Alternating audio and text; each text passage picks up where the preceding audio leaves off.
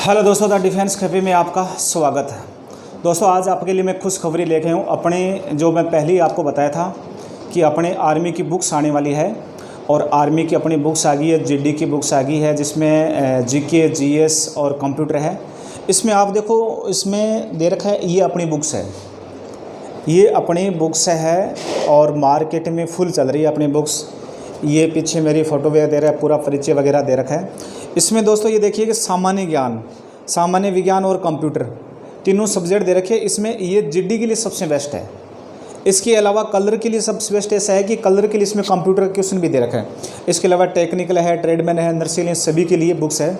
अगर किसी भी भाई को ये बुक्स चाहिए तो वो मेरे जो कमेंट बॉक्स है, तो कमेंट बॉक्स में अपना नंबर बता दीजिए और मेरा जो व्हाट्सअप नंबर है वो डिस्क्रिप्शन में दे दूंगा, तो इस पर आप ऑर्डर कर सकते हो, ठीक है ना। और ये बुक्स आपके घर तक पहुंच जाएगी। इसके अलावा दोस्तों, इस बुक्स के अलावा अपने आर्मी के जो 51 ओरिजिनल पेपर सेट की बुक्स और आ रही है, क्योंकि आप सभी को पता है कि आर्मी में कि हर बार क्वेश्चन रिपीट हो रहा है। और 51 पेपर सेट की बुक्स आ रही है, जो पीछे जो 20 साल से जो अपना आर्मी के जो पेपर है, आए हुए क्वेश्चन है या आए हुए जो पेपर है, वो टोटल का टोटल अपने बुक्स आ रही है। वो लगभग 15-20 दिनों में अपन मार्केट में क्या हो जाएगी, उपलब्ध हो जाएगी। जो भी भाई को ये बुक्स चाहिए ना, तो वो मेरे से संपर्क कर सकते हैं। मेरा नंबर जो डिस्क्रिप्शन मैंने दे दिया है और कमेंट बॉक्स में हमें जो आपका जो विचार है, आप जो भी हमें मेरे को बता सकते हैं। आज वाला अपन जो चैप्टर लेके चलते हैं वो गुप्त वंश वाला चैप्टर लेके चलते हैं और गुप्त वंश के बारे में बताऊंगी कि कौन कौन से क्वेश्चन अपना आर्मी में जो गुप्त वंश से क्वेश्चन पूछे गए या गुप्त वंश से क्वेश्चन आए हैं। तो सबसे पहले देखें, सबसे पहले अपना चैप्टर हो जाएगा गुप्त वंश। कौन सा हो जाएगा? गुप्त वंश वाला चैप्टर हो जाएगा। और गुप्त वंश की जो स्थापना की थी ना, वो की थी श्रीगुप्त ने।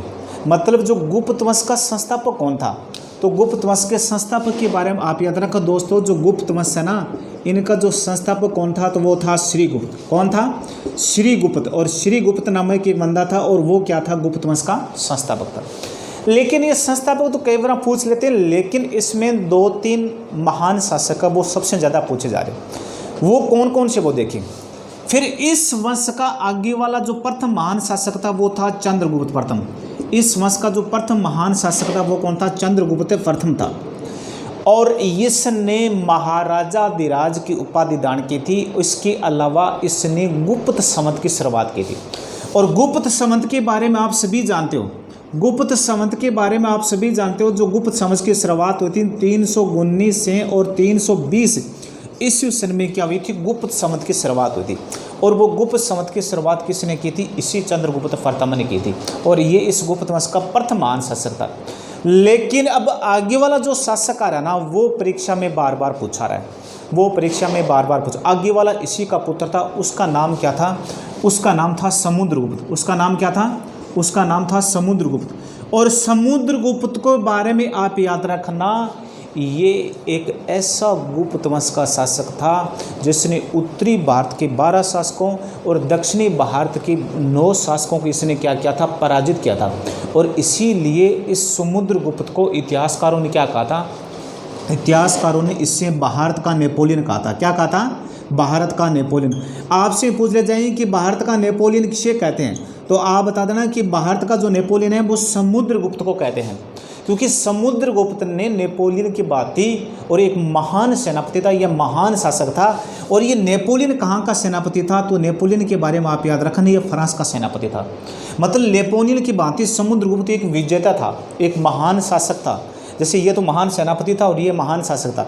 और इसीलिए इतिहासकारों ने इसका नाम दे दिया था कि भारत का नेपोलियन किसे बोलते हैं, तो समुद्रगुप्त को बोलते हैं। इसके अलावा दोस्तों सबसे बड़ी बात है, इसने सिक्के जारी किए थे। इसने क्या थे? सिक्के जारी, मतलब सिक्का जारी किए थे। और इन सिक्कों पर उसे वीणा बजाते हुए दिखाया गया। ये क्वेश्चन पूछा गया, किस भारतीय शासक को सिक्कों पर वीणा बजाते हुए दिखाया गया है? तो आपको याद रखना, इस समुद्रगुप्त को सिक्कों पर वीणा बजाते हुए दिखाया गया है। इसका हमें पता चलता है कि समुद्रगुप्त एक संगीत प्रेमी शासक था। कैसा शासक था? संगीत प्रेमी शासक था। इसने जो सिक्के जारी किए थे ना, और इस पर इसे वीणा बजाते हुए दिखाए गए।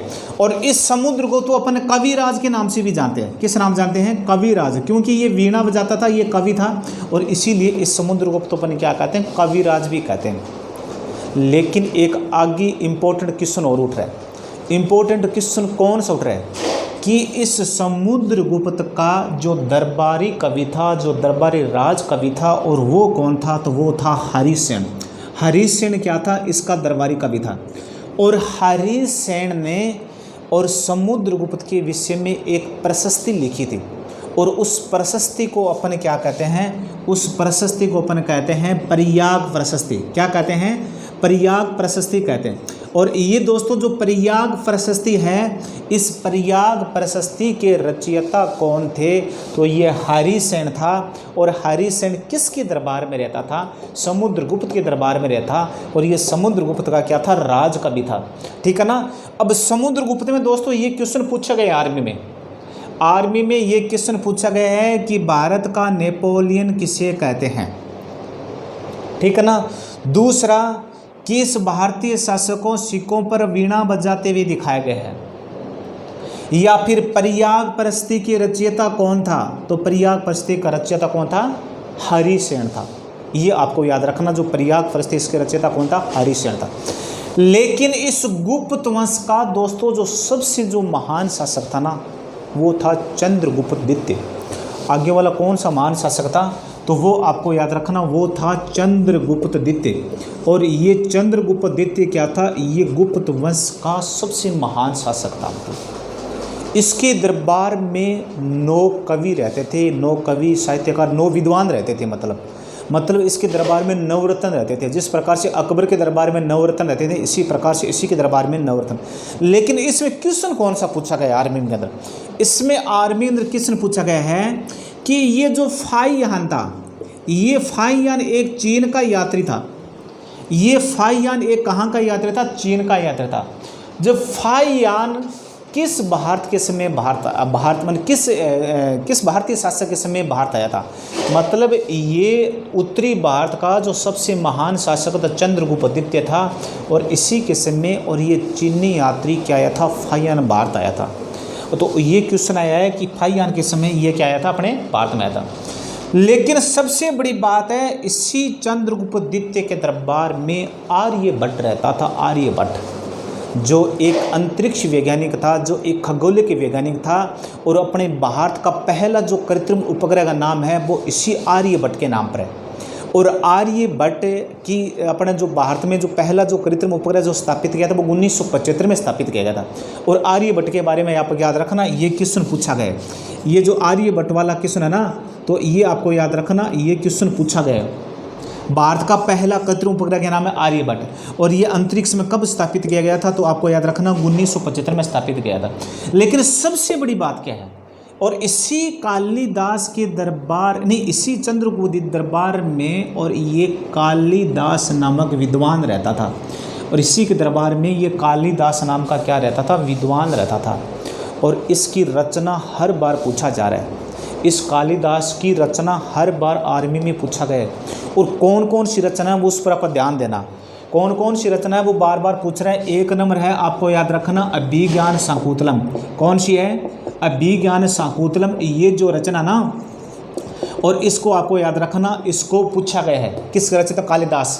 फिर आगे वाली कौन सी है, मेघदूत। कौन सी है, मेघदूत। फिर आगे वाली कौन सी है, रघुवंश। कौन सी है, रघुवंश। ठीक है ना। फिर आगे वाली कौन सी है, ऋतुसार। कौन सी है, ऋतुसार। ये सभी की सभी रचनाएं हैं, और ये सभी के सभी रचनाएं आर्मी में पूछी गई है। इसके अलावा विक्रमो वर्षमी में भी है, ठीक है ना, और कुंभार संभव भी है। ये सभी की सभी रचना किसकी है, कालिदास की। ये अभिज्ञान शाकुंतलम पूछा गया है कि रचयिता कौन है, कालिदास। मेघदूत के रचयिता कौन है, कालिदास। रघुवंश के रचयिता कौन है, कालिदास। ऋतुसार के रचयिता कौन है, कालिदास। एक कुंभार संभव है और एक विक्रमो वर्षमियम है, लेकिन कुंभार संभव ये आर्मी में पूछा गया। इस प्रकार से दोस्तों आपको याद रखना, जो आर्मी में जो गुप्त वंश से जो क्वेश्चन आए थे मैंने टोटल बता दिया आपको, ठीक है ना। वीडियो आपको कैसा लगे तो कमेंट बॉक्स में ज़रूर बताना, और जो भी आपको बुक्स चाहिए तो बुक्स आपको प्रोवाइड हो जाएगी, आप मेरे से संपर्क कर सकते हो। डिस्क्रिप्शन नंबर है और कमेंट बॉक्स में मेरा नंबर देखा। जय हिंद, जय भारत।